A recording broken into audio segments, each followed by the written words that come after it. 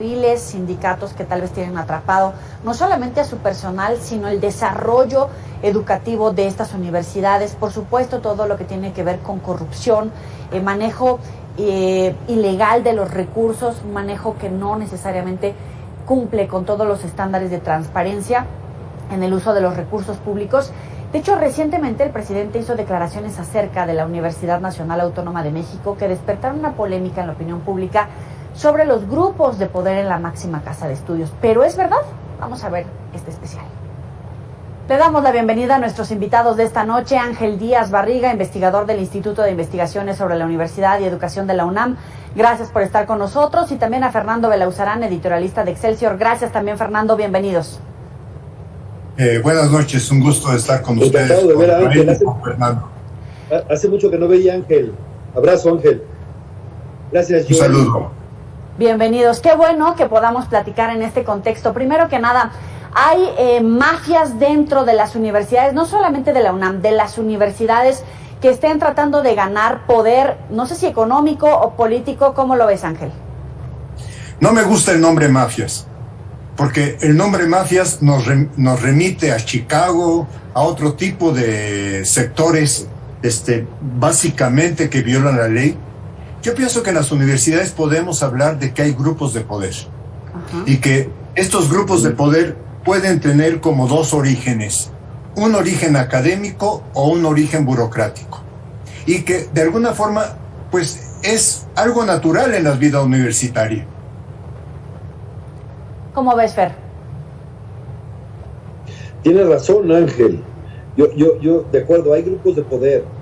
A mí lo que me preocupa es que frente a los grupos de poder que evidentemente plantean a la comunidad los retos de poder, llamemos de democratizarlo, academizar más la vida universitaria, a mí me preocupa que se incorpore el poder formal, el poder político. Eso sí podría pervertir mucho la vida universitaria, y eso me parece que es la amenaza mayor, que desde el poder presidencial, desde el gobierno, se quiere incidir, sea provocando desestabilización en la universidad y pensando que pueden controlar un conflicto para tener grupos de poder a su servicio, que me parece que sería pernicioso, no sería la primera vez que se tratara de intentar. Pero, por supuesto, esto corresponde a los universitarios hacerlo, pero la amenaza de intervención externa alimentada desde el gobierno, eso sería mucho, o sería perjudicial para la institución, entendiendo, por supuesto, que existen grupos de poder burocráticos y académicos que están ahí y que contribuiría a abrirlos, etcétera. Pueden ser perfectible la universidad, su vida institucional puede mejorarse, la ley orgánica es vetusta, es anacrónica, pero a mí lo que me preocupa hoy es la posible intervención desde el poder político en la universidad. Eso, lejos de ayudar, complicaría las cosas. Ángel, pero ¿podemos hablar de intervención con lo que está haciendo el presidente, con estas quejas que tomó durante algunos días contra la universidad? ¿O tiene espacio para estas críticas, como decía Fer, sobre cosas que pueden ser perfectibles sin llegar a incidir en la vida dentro de la UNAM? Por mencionar una de las universidades. Mira, yo pienso que el presidente utilizó una expresión exabrupto, que fue poco cuidadoso en su lenguaje. Yo diría incluso que fue poco autocrítico, porque los universitarios sí estamos padeciendo políticas de individualización del trabajo académico. Esas políticas de individualización, como fue el Sistema Nacional de Investigadores, o es el Sistema Nacional de Investigadores, como es el pago de estímulos al desempeño del personal académico, como son los cuerpos académicos en las universidades estatales, sí, están inventadas, y están inventadas hace 30 años y por alguien que se llamó Carlos Salinas de Gortari. Esto es, el presidente quiere señalar y decir, aquí hay un culpable de que la universidad se haya individualizado, que el trabajo de los universitarios esté centrado en cuántos puntos obtengo cada año para ver si mantengo mis estímulos, etcétera. Sí es cierto, eso es cierto. Pero ¿sabes quién es el responsable? El gobierno federal. Es responsable el Congreso de la Unión. ¿Por qué? Porque aprobó este año la Ley de Educación Superior y no tocó para nada estos programas que son claramente programas neoliberales. Y el presidente podría cancelar, ¿eh? El presidente no necesitaría de la Constitución, no necesitaría del legislativo para cancelar estos programas. ¿Pero qué es lo que no los quiere hacer? La verdad es que le tengo mucho aprecio a Ángel, lo conozco hace muchos años y da en el clavo. Nada más que la verdad es que el enemigo del presidente no es el neoliberalismo. Ese es, digamos que su sparring ideológico, su espantapájaros. Él lo que busca es el poder. Y de alguna manera lo dijo en la conferencia de prensa mañanera cuando dice que ya van a elegir al rector. Señal de que está mal informado, pero nos da a entender cuál es su preocupación. El cambio de rector es hasta fines de 2023, pero ya nos dijo cuál es lo que le interesa. También dijo, me dirán que formalmente lo elige el Consejo Universitario. Ahí también se equivocó. Es la Junta de Gobierno. Sí, es algo creado a mediados del siglo pasado y que debe revisarse, pero nos dijo qué es lo que le interesa. A él no le interesa acabar con las políticas neoliberales, le interesa tener el poder de la universidad, porque le estorban las autonomías, le estorban la independencia, le estorban la libertad de pensamiento, etcétera. Él quisiera un control, me parece, o más bien, él quiere, de alguna manera, que haya una universidad cuatroteísta. Cuando dice, existe una universidad neoliberal, me parece un absurdo. Aunque por supuesto existen estas políticas neoliberales en la política de estímulos del Sistema Nacional de Investigadores que dijo Ángel, pero la verdad es que también la universidad ha sido un espacio de libertad de cátedra, de investigación que tenemos que preservar, y me parece que eso es lo que le molesta.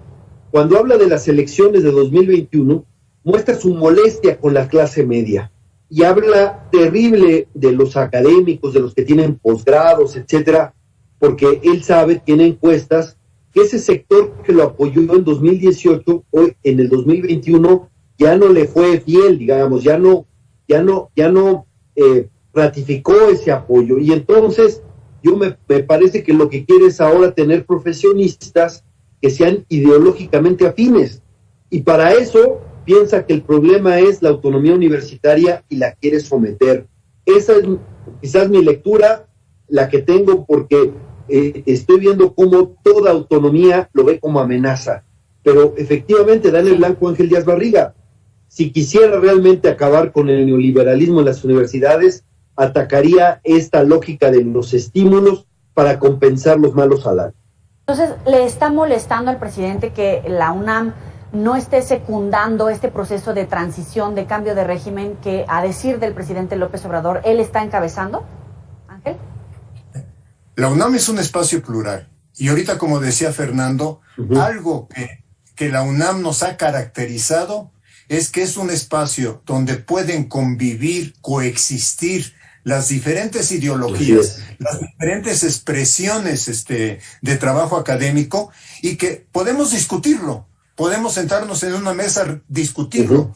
Y nuestros alumnos lo que buscamos es que ellos desarrollen un pensamiento propio a partir de que conozcan distintas posturas. En ese sentido, la UNAM no es una institución ideologizante, esto es, no es una institución en donde se diga solamente los que pertenezcan a este partido, a esta posición, van a seguir adelante. Es un espacio plural donde coexistimos académicos más cercanos a lo que yo podría denominar el marxismo, el neomarxismo, a posturas centrales, al keynesianismo, etcétera.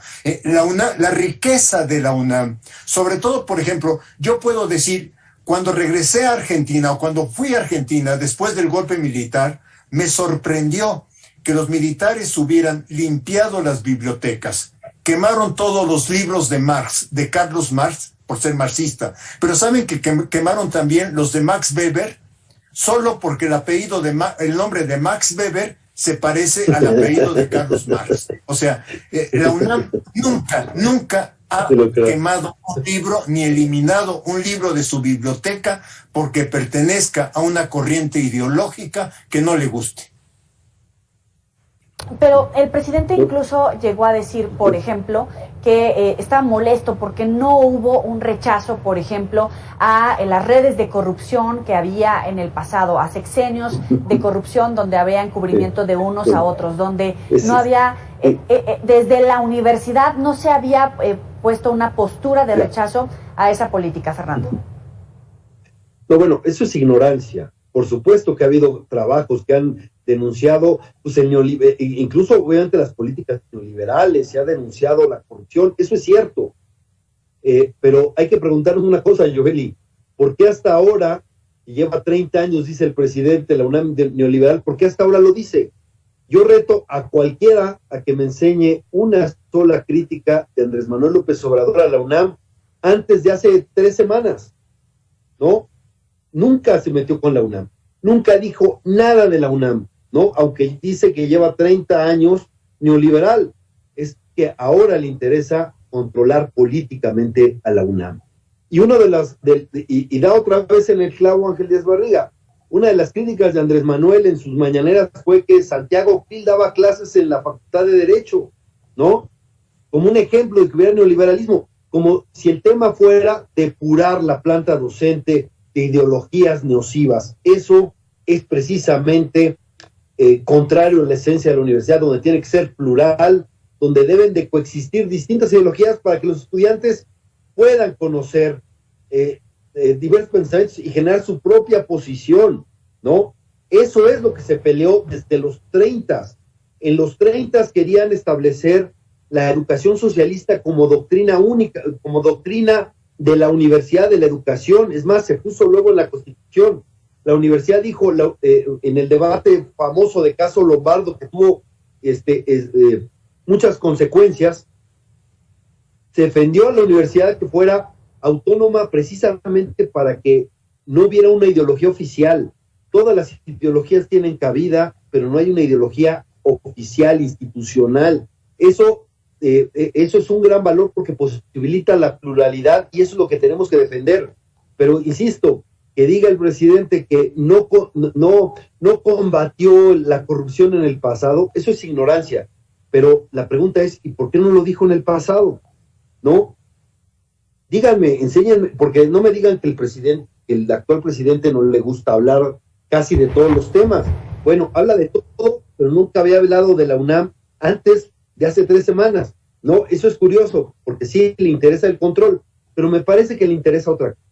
Ángel. Porque anda buscando con quién pelearse, ¿no? Atacó, bueno, dijo que eran también neoliberales, no solo la universidad, sino que los ecologistas, los defensores de derechos humanos, las feministas, los defensores de animales eran neoliberales o habían sido promovidos por el neoliberalismo.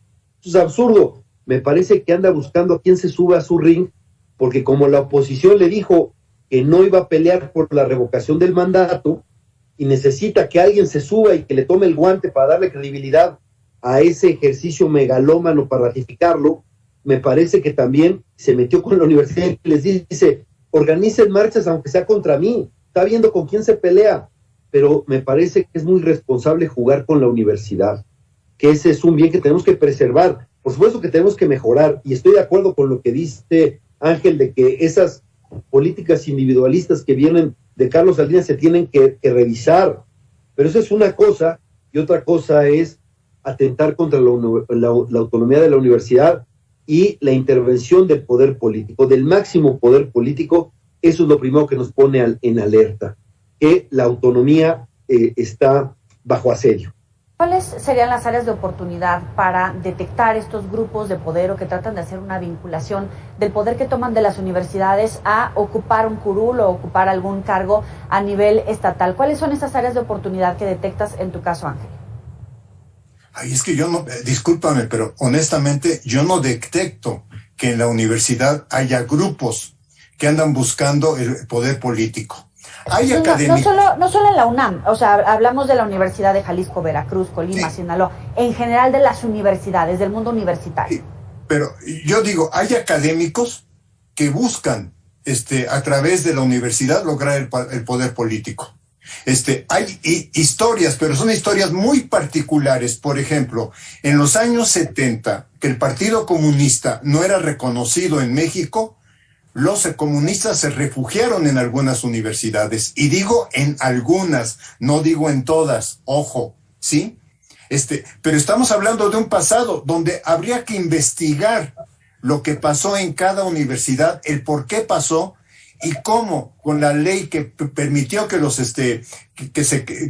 que tenían una posición marxista formaran un partido, fue esto disminuyendo en esas universidades. No ha sido el caso de la UNAM, y esto también es muy importante reconocerlo. La UNAM realmente en su concepción de autonomía ha defendido y sigue defendiendo la existencia, la coexistencia de todas las posiciones ideológicas. Y yo pienso que en este momento, en las universidades públicas, en las universidades autónomas del país, esto sigue existiendo. Este es el valor de la vida universitaria que no podemos perder en México. Fer. No, tiene razón. Ahora, es verdad que hay grupos de poder en las universidades que también tienen vinculación con grupos políticos. Eso es verdad, ¿no? Y la forma de hacerlo, pues es mejor, pues tiene que ser respetando, siendo muy escrupulosos con la autonomía. Por ejemplo, la famosa Sosa Nostra, así lo llamó Miguel Ángel Granados Chapa a la Universidad de Hidalgo. Nada más que esa famosa Sosa Nostra, pues se sumó a Morena. Estaba antes en el PRI, se sumó a Morena, etc. Hay otros grupos de otras universidades que también han hecho política o han tenido relaciones políticas. No digo que eso no tenga algunos elementos de perversidad, pero no es el poder político quien lo tiene que resolver, ¿no? Tiene que ser de alguna manera la vida universitaria, y en eso se puede colaborar, pero tenemos que ser cuidadosos, y algo muy importante, tiene que haber transparencia, políticas anticorrupción, etcétera, porque finalmente son recursos públicos. Pero esa es una cosa, y otra cosa es la intervención política en las universidades. A mí me preocupa que los grupos de poder universitarios sean el pretexto para que el grupo de poder, o más bien el grupo que hoy está en el poder político, Max, se meta a tratar de controlar las universidades, y entonces vamos de Guatemala a Guatepeor, o lejos de solucionar el tema, se complica o se hace igualmente pernicioso, ¿no? Entonces, hay que tener cuidado con eso. No niego que ha habido esos asuntos, pero lo que vemos, y más en el tema de la Universidad Nacional, es una gran pluralidad que hay que preservar, y que sí, las universidades han tenido distintas oportunidades para modificar su ley orgánica, etcétera, pero a mí lo que yo temo como un riesgo es que desde el poder político, desde el mayor poder político que es la presidencia, se pueda alentar la desestabilización de las universidades para que en la crisis puedan ellos dar, entre comillas, una salida, porque les recuerdo que la mayoría simple, digo que la ley orgánica se puede modificar con mayoría simple en la Cámara de Diputados, y ya vimos cómo determinaron apenas el presupuesto, haciendo una plancha de digamos, el bloque oficialista, y eso, pues bueno, sería preocupante. Nada más que me parece que jugar con la estabilidad de las universidades es jugar con fuego. Son de alguna manera aprendices de brujo, y lo hicieran. Fernando Belauzarán, Ángel Díaz Barriga, muchísimas gracias por estos minutos para el auditorio de Mega Noticias. Buenas noches, un gusto haber estado con ustedes, un gusto, Fernando, haber estado compartido contigo. Gracias. Hasta luego. Sabe que puede recuperar estas y otras entrevistas en nuestros próximos espacios informativos y en las redes sociales que tienen en su pantalla. Vamos a revisar